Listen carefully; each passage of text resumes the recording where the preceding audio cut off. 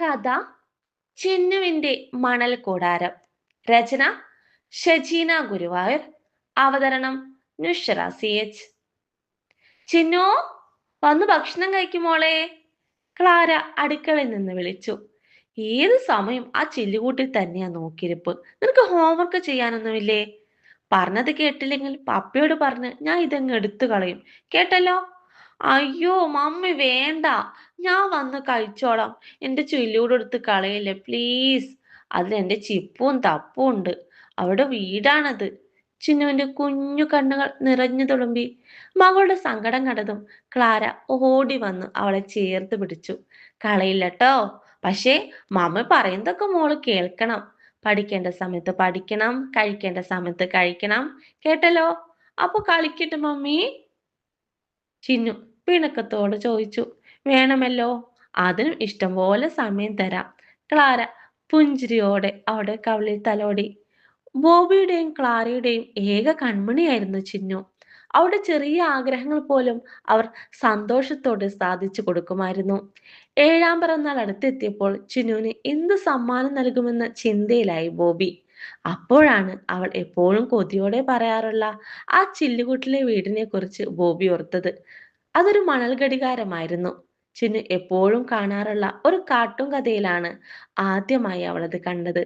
അന്ന് തൊട്ട് പപ്പയെ കാണുമ്പോഴൊക്കെ ആ ചിത്രം ചൂണ്ടിക്കാണിച്ച് അവളത് വാങ്ങിത്തരാൻ പറയുമായിരുന്നു. ഒടുവിൽ പിറന്നാൾ ദിനത്തിൽ ബോബി ആ സർപ്രൈസ് സമ്മാനം ചിന്നുവിന്റെ കയ്യിൽ വെച്ചു കൊടുത്തു. അന്ന് അവളുടെ മുഖത്തുണ്ടായ സന്തോഷം വാക്കുകൾക്ക് അതീതമായിരുന്നു. ബോബി അതിലൊരു ചെറിയ സൂത്രം ഒപ്പിച്ചു വെച്ചിട്ടുണ്ടായിരുന്നു. രണ്ട് കുഞ്ഞുറുമ്പുകളെ പിടിച്ച് അവൻ ആ ചില്ലുകൂട്ടിലിട്ടു.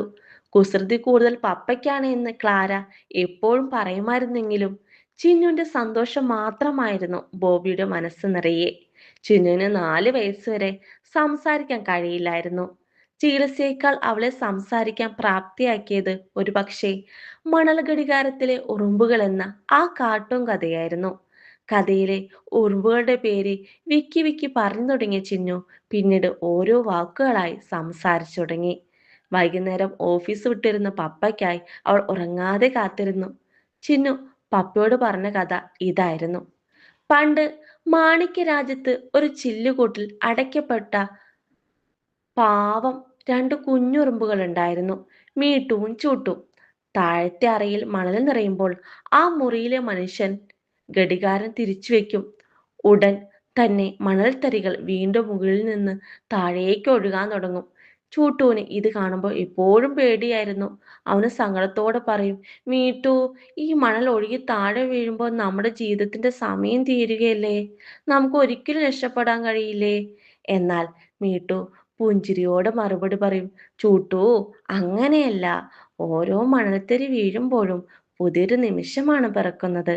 താഴെ മണൽ നിറയുമ്പോൾ നമ്മുടെ ജീവിതം തീരുകയല്ല, മറിച്ച് മുകളിലേക്ക് തിരിച്ചു വയ്ക്കപ്പെടുമ്പോൾ നമുക്ക് വീണ്ടും പുതിയൊരു തുടക്കം കിട്ടുകയാണ്. ചൂട്ട് പേടിച്ചിരിക്കുമ്പോഴൊക്കെ മീട്ടു ഉറുമ്പ് ആ മണൽത്തരികളിൽ തട്ടിത്തെറിക്കുന്ന സൂര്യപ്രകാശത്തിന്റെ ഭംഗി ആസ്വദിച്ചു. ഓരോ തവണ ഘടികാരം മറയുമ്പോഴും അതിനെ പുതിയൊരു ജീവിതമായി, ഒരു ആഘോഷമായി അവൻ കണ്ടു. പതുക്കെ പതുക്കെ ചൂട്ടുവിനും കാര്യം മനസ്സിലായി. തടവറയാണെന്ന് കരുതിയ ആ ചില്ലുകൂട്ടിലും സന്തോഷത്തിന് കുറവൊന്നുമില്ലെന്ന് അവൻ തിരിച്ചറിഞ്ഞു. അങ്ങനെ ആ 2 കുഞ്ഞുറുമ്പുകൾ ആ മണൽത്തരികൾക്കിടയിലൂടെ സന്തോഷത്തോടെ ഓടി നടന്നു. ഉറുമ്പുകളുടെ ആ കളിയും ചിരിയും സങ്കടവും ഒക്കെ ചിന്നു തൻ്റെ സ്വന്തം ജീവിതത്തോട് ചേർത്ത് പിടിച്ചിരുന്നു.